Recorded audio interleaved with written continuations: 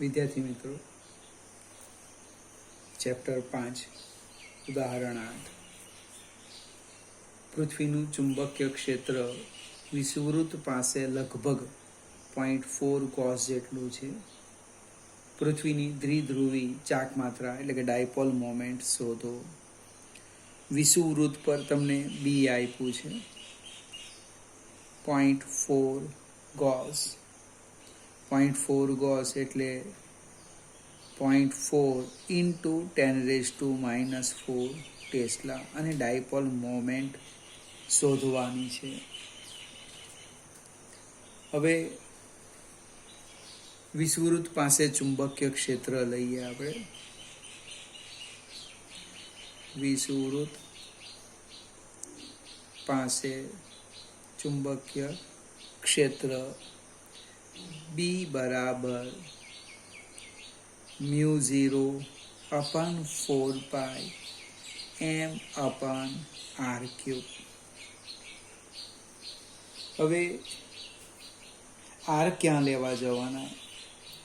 તો આપણે જસ્ટ નાની સરખી આકૃતિની કલ્પના કરીએ. ધારો કે આ રીતની ફિગર છે, આ વિષુવવૃત્ત છે, તો આ બિંદુ પાસે શોધીએ તો આ એની ત્રિજ્યા થવાની આર. અને એ આર આપણને ખબર છે 6400 કિલોમીટર. અને એટલે 6400 કિલોમીટર એટલે 10⁻³ મીટર, અથવા ટૂંકમાં લખીએ 64 × 10⁵ મીટર. ડાયપોલ મોમેન્ટ આપણે શોધવાની છે. બી આપણને આપ્યા છે, કિંમત મૂકીએ 0.4 ઇન્ટુ 10⁻⁻⁴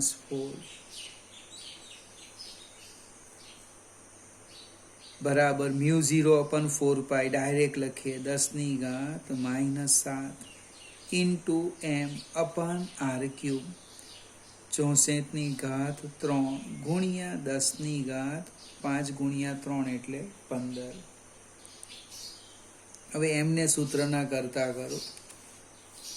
અને m બરાબર 0.4 ઇન્ટુ 10⁻⁴ ઇન્ટુ 64નો ઘન લખી દઈએ આપણે. 64 ગુણ્યા 64 ગુણ્યા 64 એટલે 26 21 44 ગુણ્યા 10⁻15 છેદમાં 10⁻⁷. હવે 26 21 44 ગુણ્યા 0.4 એટલે લગભગ 1048576 ઇન્ટુ 10⁻⁴ વત્તા 15 ઓછા વત્તા 7 એટલે 15 ને 7 22માંથી 4 જાય એટલે 18 આવશે.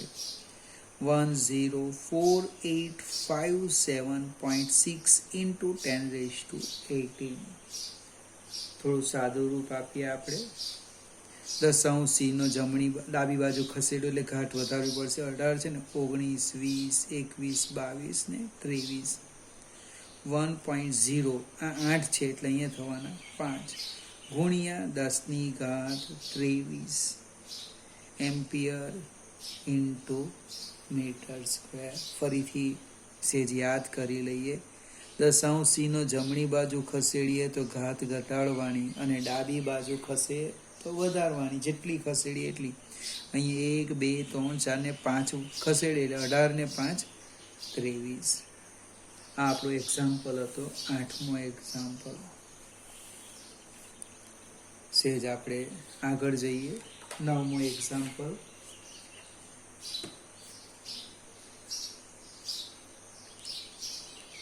કોઈક સ્થાનના ચુંબકીય ધ્રુવતલમાં પૃથ્વીના ચુંબકીય ક્ષેત્રનો સમક્ષિતિજ ઘટક આપ્યો અને નમન કોણ આપ્યો. તો આ સ્થળે પૃથ્વીનું ચુંબકીય ક્ષેત્ર કેટલું હશે? હવે મેગ્નેટિક મેરિડિયન લઈ લઈએ પહેલા. આ એક્ઝામ્પલ ગણવું હોય ને, મેગ્નેટિક મેરિડિયન આ રીતના મેગ્નેટિક મેરિડિયન. હવે એની અંદર જે ચુંબકીય ક્ષેત્ર છે એ હું લઈ લેમ આમ. આ પૃથ્વીનું ચુંબકીય ક્ષેત્ર આ દિશામાં છે. તમને એનો સમક્ષિતિજ ઘટક આપેલો છે. જો આપણે એની સંજ્ઞા લઈએ એચ, હોરિઝોન્ટલનો એચ ઈ કહી દઈએ, અથવા સ્મોલ ઈ અર્થ એચ ઈ. નમન કોણ એ આને કહેવાય. ડીપ એંગલ એ પણ આપ્યો છે 60 ડિગ્રી. પ્રશ્ન છે બી શોધવાનો. એનો ઉધ્વ ઘટક પણ શોધી શકાય. એટલે આપણે જસ્ટ ઓબ્જેક્ટિવ છે. એનો ઉધ્વ ઘટક વર્ટિકલ ઘટક ચોપડીમાં ઝેડી લખતા છે. હવે એચ ઈ કેટલા આપેલા છે અહીંયા લખી દઈએ છીએ. પૃથ્વીના ચુંબકીય ક્ષેત્રનો હોરિઝોન્ટલ કમ્પોનન્ટ આપ્યો છે 0.26 ગોસ. ગોસ એટલે હું સીધું જ લખું 10⁻⁴ ટેસ્લા. મારે જોઈએ છે બી. આ પાસેની બાજુ છે તો હું cos 60 લખું છું આકૃતિ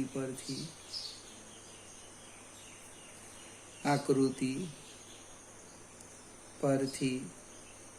cos 60 બરાબર પાસેની બાજુ એટલે સમક્ષિતિજ ઘટક ભાગ્યા પૃથ્વીનું ચુંબકીય ક્ષેત્ર. મારે બી શોધવાનું છે, અથવા કિંમત મૂકીએ. cos 60 એટલે 1/2.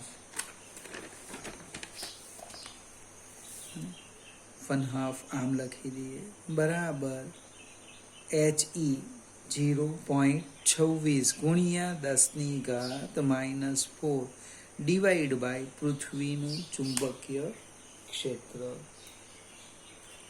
હવે બીઈને સૂત્રના કરતા કરીએ તો 0.26 ગુણ્યા 10⁻⁴ ગુણ્યા 2. 26 ગુણ્યા 2 કરો એટલે 52 થાય. 0.52 ઇન્ટુ 10⁻⁴ ટેસ્લા. આ પૃથ્વીનું ચુંબકીય ક્ષેત્ર થઈ ગયું.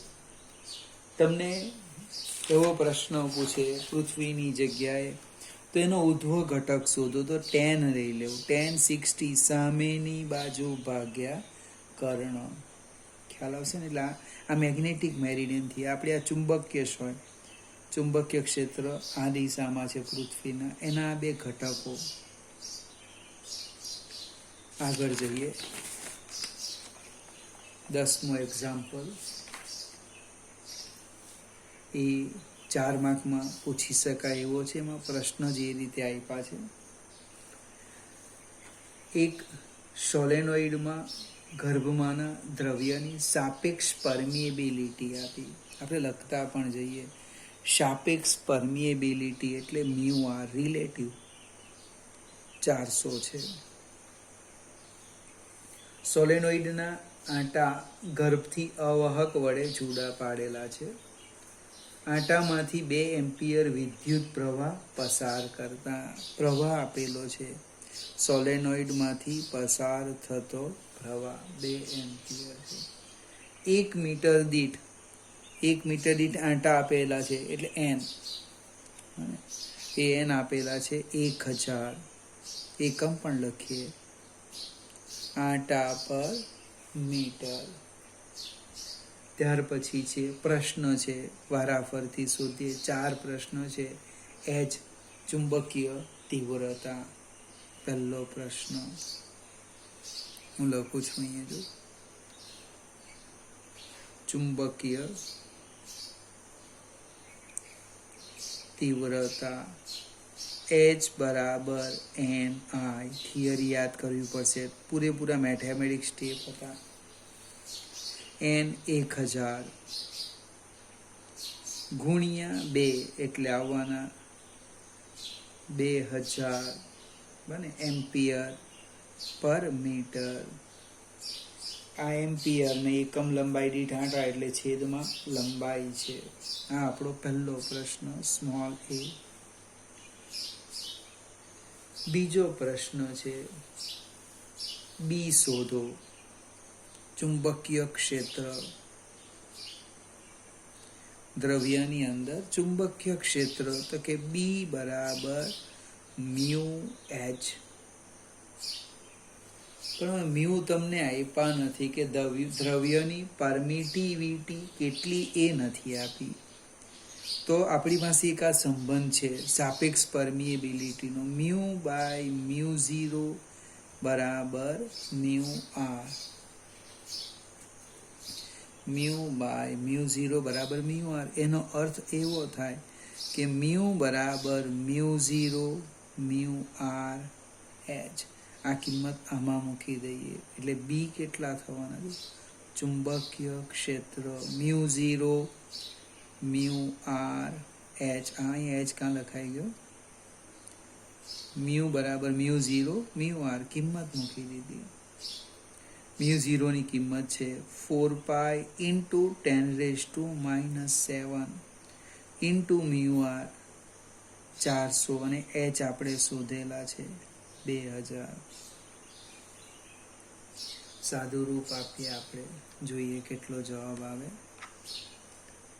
4 ગુણ્યા 3.14, 4 ગુણ્યા 3.14 ગુણ્યા 4 ગુણ્યા 2 લગભગ 100 ગુણ્યા 10⁻⁻7. આ 2 લેવ વત્તા 2, આ 3 લેવ વત્તા 3, 3 ને 2 5, 7 માંથી 5 એટલે -2 એટલે બી લગભગ આવવાના 1 ટેસ્લા. સેજ આગળ જઈએ. મેગ્નેટાઇઝેશન.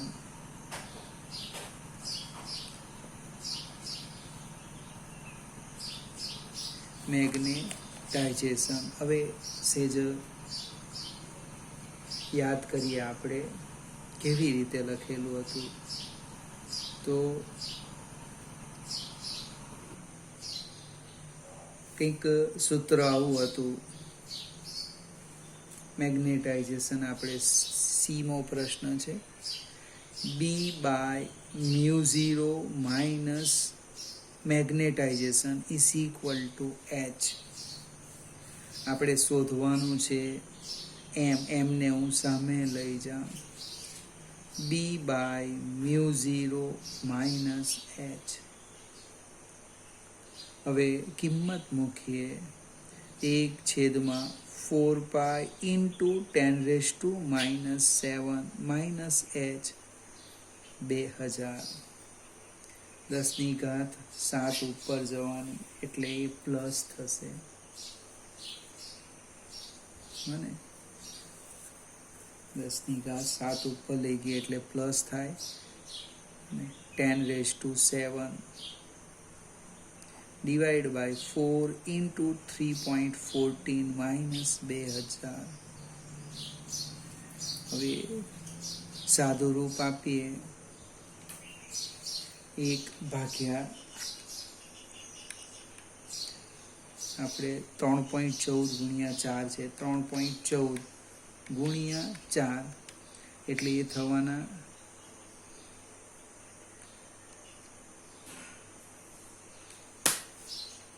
4 ગુણ્યા 3.14 એટલે 12.56 થાય. એટલે 1/12.56 કરો. 1/12.56 એટલે લગભગ આવે છે 0.0796 ઇન્ટુ 10⁻7 માઇનસ 2000. મારા કેટલાક મિત્રો તો જવાબ ઋણ લઈ આવશે. કેમ? તો કે આ 2000 છે ને 0.0796 છે. એવું નહીં, અહીંયા પણ આપણે કામ કરીએ. 1 2 3 4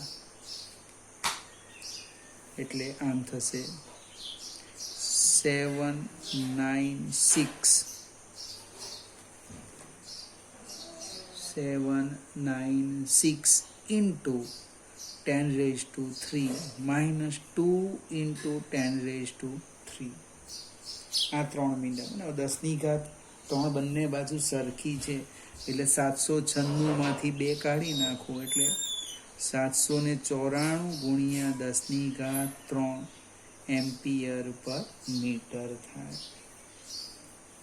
બીજો એક પ્રશ્ન છે ડી, એ થોડો અલગ પ્રકારનો છે.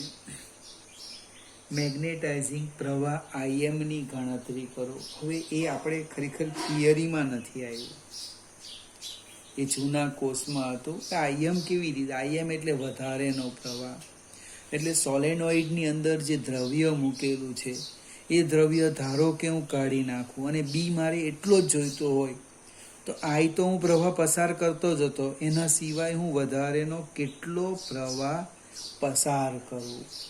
એવું એક વાક્ય જૂના કોર્સમાં સમજૂતી હતી. એટલે શું છે, મારી પાસે તો આ છે μ0I, પણ જો દ્રવ્ય કાઢી નાખું તો ચુંબકીય ક્ષેત્ર બી હાલમાં છે ઘટી જવાનું. એટલું જ જોઈતું હોય તો હજુ મારે વધારેનો પ્રવાહ પસાર કરવો પડે IM. બને આ દ્રવ્ય કાઢી નાખ્યું, શૂન્ય અવકાશ કરી દીધો આપણે, તે સમયની સ્થિતિની વાત કરીએ. એટલે બી બરાબર μ0 કૌંસમાં I પ્લસ IM, એટલે કે B/μ0 બરાબર I પ્લસ IM. એટલે IM કેટલા થવાના? B/μ0 minus I. બને કિંમત આપણે મૂકી દઈએ 1. μ0 4π × 10⁻⁻⁷ માઇનસ કેટલા છે I 2 એમ્પિયર. હવે જસ્ટ હમણે જ આનું સાદું રૂપ આપ્યું 794. આનું સાદું રૂપ જસ્ટ આપણે જોઈ ગયા આપણે 794 ×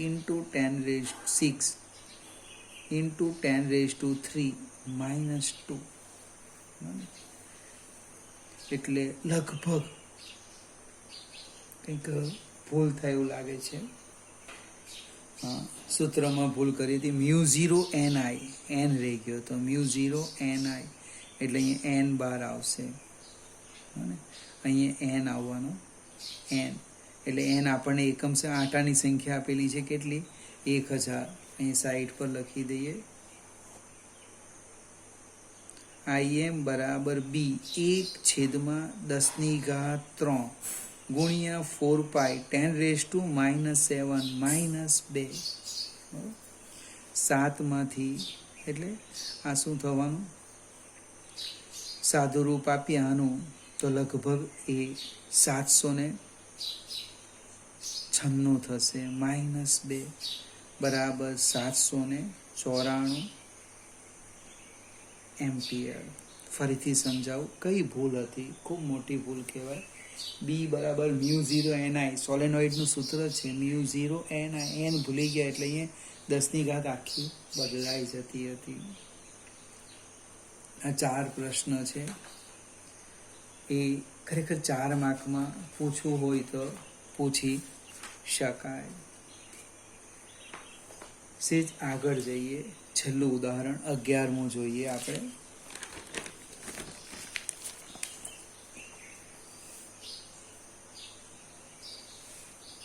11મું ઉદાહરણ.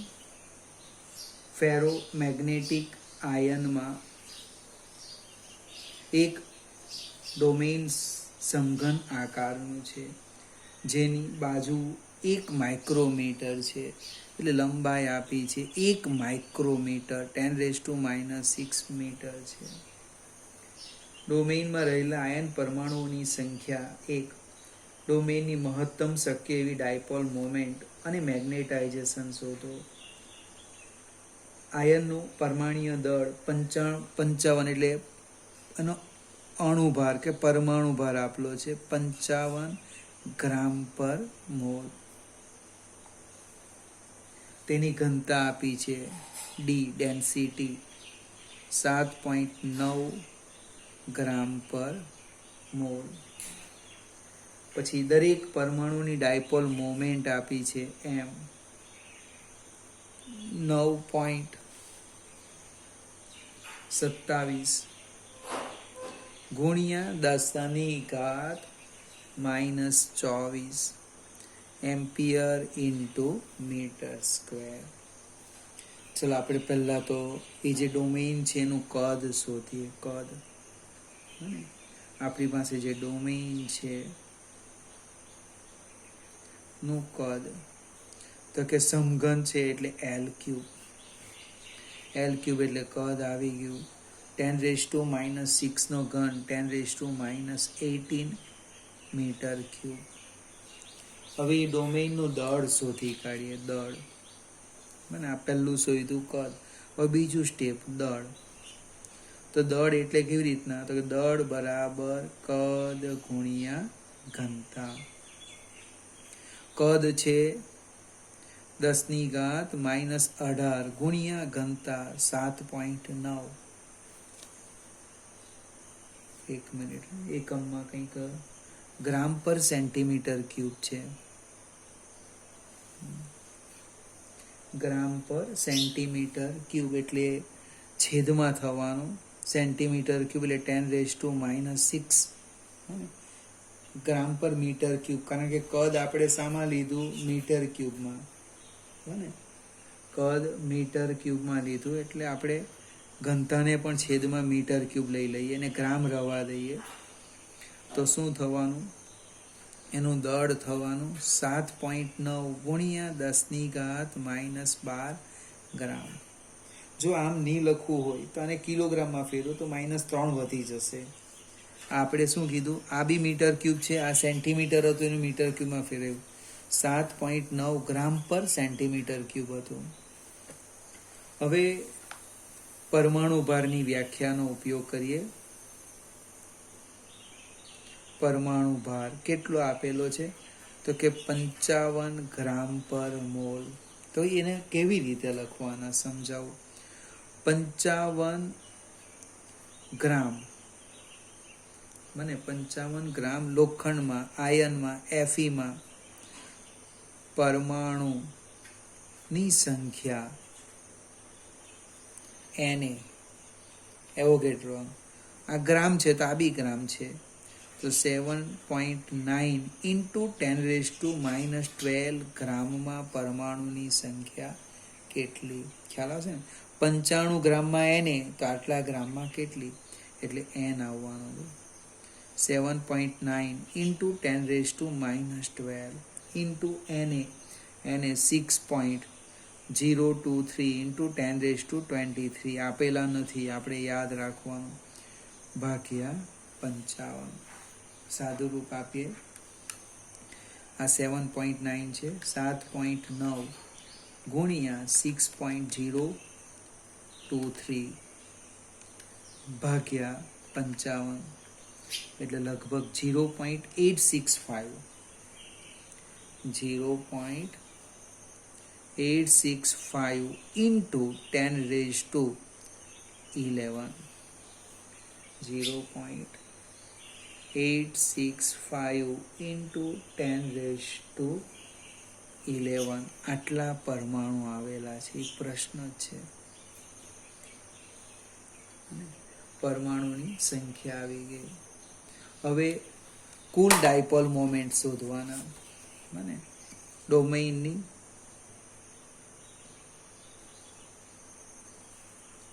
કુલ ડાયપોલ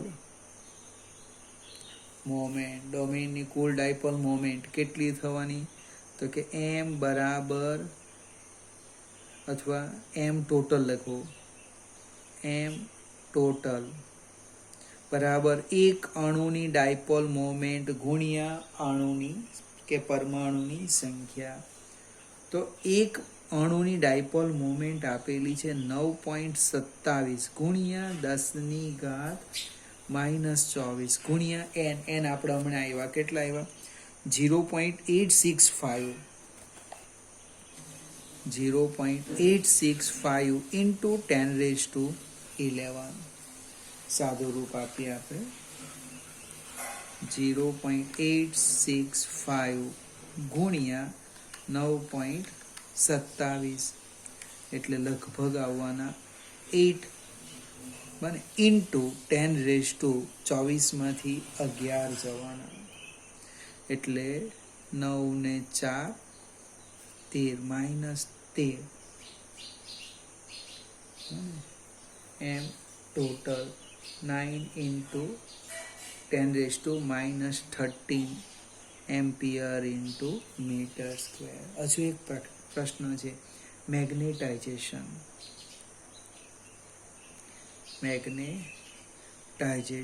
એમ, તો કે એમ ટોટલ